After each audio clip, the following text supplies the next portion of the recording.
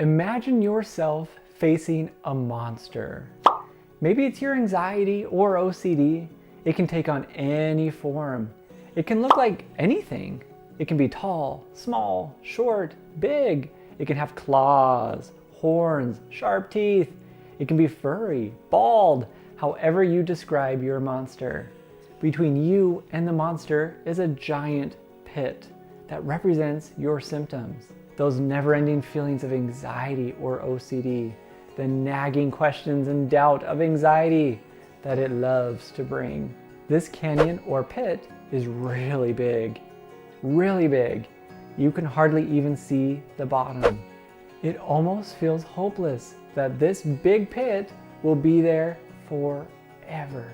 Now imagine yourself near the edge, holding onto a rope. The rope spans across the pit. Guess who's holding on the other end? You guessed it, your monster, that pesky thing. You are stuck in this perpetual tug of war. You're trying not to fall into the pit. You're holding tighter.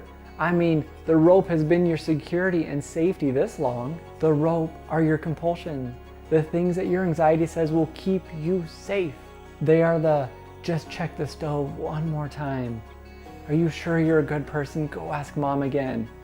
Better research this one more time to make sure you didn't miss something. As you're pulling this rope, you're in a constant battle with your symptoms. The monster, it really doesn't budge. It doesn't go over this pit. You think that the more you pull this rope, doing the compulsions, the closer you get to finding freedom and allowing that monster to drop right into the pit. The sad part is the monster gets right to that edge and does one big tug, pulling you right back into those compulsions and making you doubt all over again. It can feel never ending. The only thing your brain says is to keep trying. You almost had it. Do it again. The cycle repeats over and over again. There is one thing the monster doesn't expect. You drop the rope. What? That's right. You have all the power in the world. You've been feeding it this whole time. You stop doing those compulsions. You stop trying to figure it out. You stop all of it. You allow the anxiety to just be there. You even act like you don't care. The monster is angry. It screams across the pit telling you, pick the rope back up. It's the only way. It throws out these threats. You answer each threat by agreeing with it or saying, yeah, maybe. Cool, thanks for that thought. Awesome, man. You learn that the chatter of this monster slows down. It finally takes a seat. It's no longer fun for this monster. You realize that the threats it gave you have been false this whole time. The urge to pick up this rope becomes less and less. It takes commitment, but you do it. You're dedicated to never figuring this out, never figuring out the what if, or reacting to any perceived threat that comes your way. You've gained control again. You may feel like you didn't win the battle, but you've accepted it for what it is. Acceptance is the key. You've learned to live with this monster regardless of the threats. Some days it's tougher, some days it's no big deal.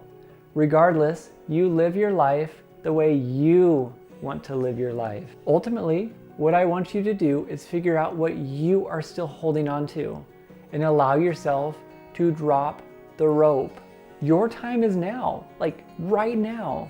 We learn to accept that the monster is going to be on the other side of that cliff, and the only power it has is if you grab onto that rope again and try to figure it all out. Instead, we're letting go and we're choosing to do the right treatment for anxiety and OCD. If you want to learn how to drop the rope and do the correct treatment for your OCD, check out my online course that I have, self-directed. It takes you through everything you need to know for your own treatment. And what I want you to do is tell me in the comments, what things do you need to do to drop the rope? What is holding you back? What compulsions are you still doing?